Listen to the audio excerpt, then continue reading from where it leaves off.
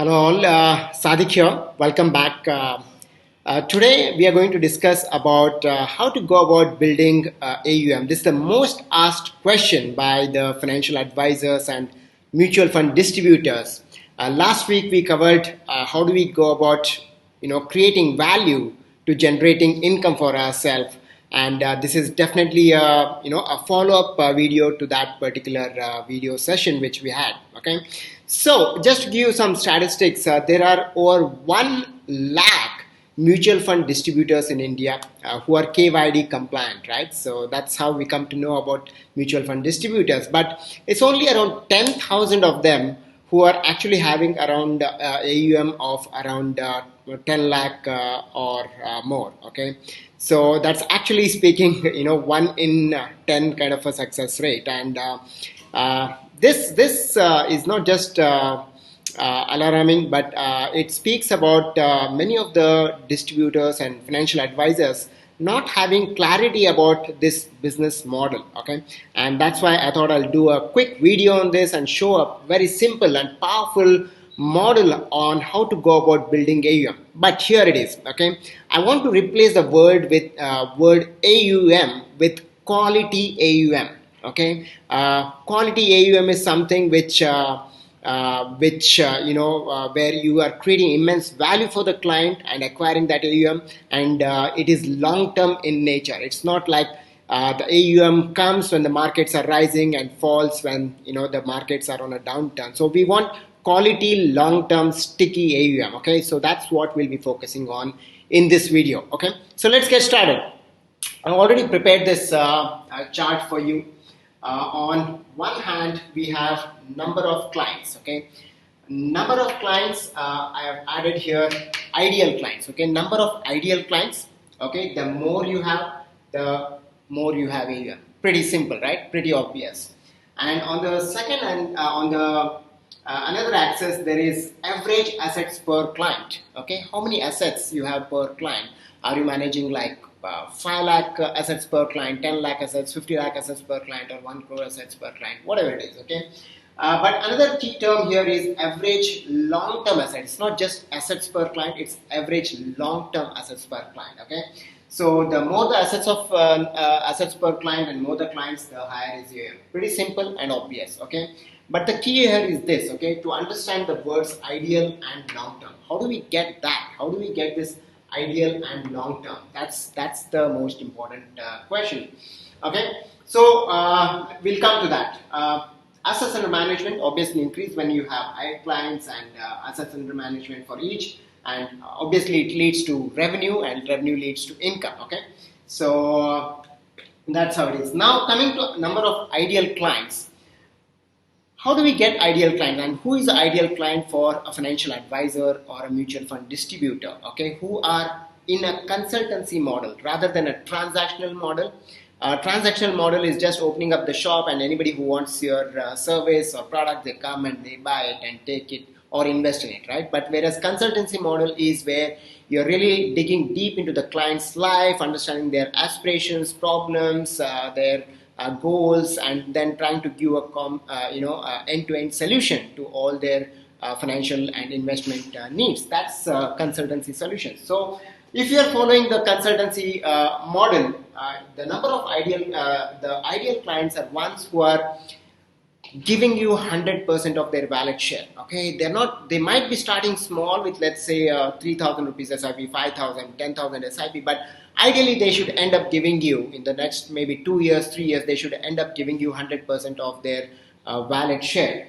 And on the other hand, one is the 100% wallet share. Okay, and second is also the quantum of investment surplus they have, the ability of surplus investments they have in place. Okay, so how much is the investable surplus actually? Okay, so according to me and whatever I've seen in the marketplace, I think for a human advisor, because we are deeply engaged with client servicing, anything less than 10 lakh rupees of surplus is really doesn't make any sense. Okay, so we want to have clients who are able to give us at least 10,000 or more in revenues, okay, in commissions or fees, whatever it is, but it needs to be at least 10,000 rupees or more per annum. Okay, that's the ideal client, and this will differ. Okay, this will differ for every financial advisor.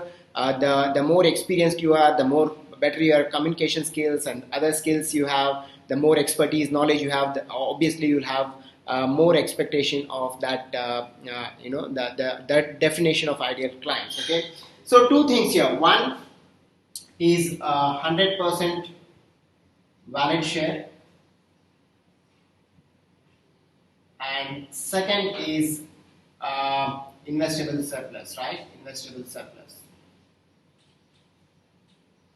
or let's call it other way also, not just investable surplus as it is today. It can also be potential investable surplus, right? So somebody must have started young, or somebody is not really ready to give you complete investments right upfront. It's okay, but they have the potential. Okay, in the next 2-3 years they have the potential to give you investable surplus. So that's the number of we need to keep working on the ideal clients. I always mention that 100 to 200 ideal clients suffice, is a good number of clients for independent financial advisors. So targeting getting those 100 to 200 clients is the key. Okay, and the average long-term assets per client. How do we grow this? Okay, how do we make sure that the assets which we are getting from each client increases and it is long-term in nature, year on year? Okay, that happens with the financial goals.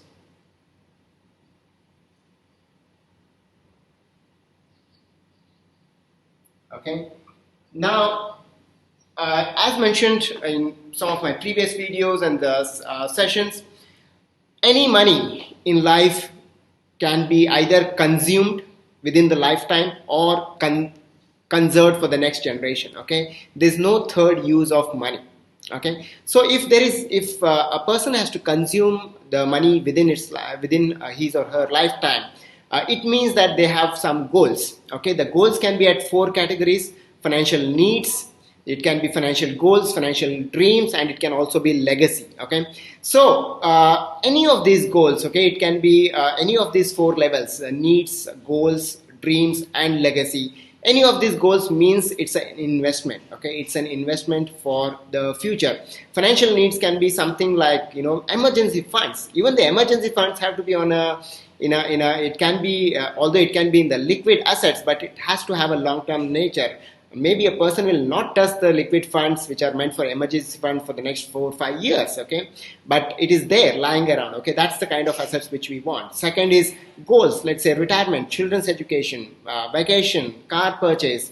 This can be the goals. And third level is dreams, going on doing some the dream house, the charity, the dream vacation, and all that stuff. And then there is legacy, which means passing on the wealth to the next generation. Okay, so if somebody is not ready to give us or tell us about their dreams, goals, it's okay. Ideally we should attach each and every investment to a goal and objective. If somebody is not yet ready, prepared for conversing, having those conversations with you as of now, it's always good to convert that into wealth management kind of a goal, where we are working on wealth creation, wealth preservation, and wealth distribution kind of goal or objective. Okay, so once we attach these investments to the financial goals, it means that the client knows subconsciously he doesn't touch his investments till that goal is achieved. If you do not attach goals to the investments, there's always a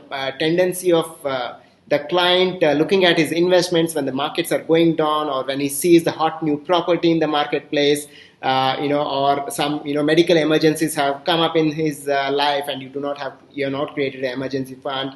So to that extent, it's important that we define the goals and align all the investments to the goals. So just to summarize, we work on the number of ideal clients who are giving us 100% valid share, which means that people give you 100% of the valid share when they see that kind of a trust and expertise in you. Okay, so that's very important, and that kind of client engagement you have in place. And so we want to make sure that people have some kind of a minimum investable surplus, and then we work on growing the average long-term assets per client with a aligning all the investments to one or other financial goals of his life. So that's pretty much what I wanted to convey.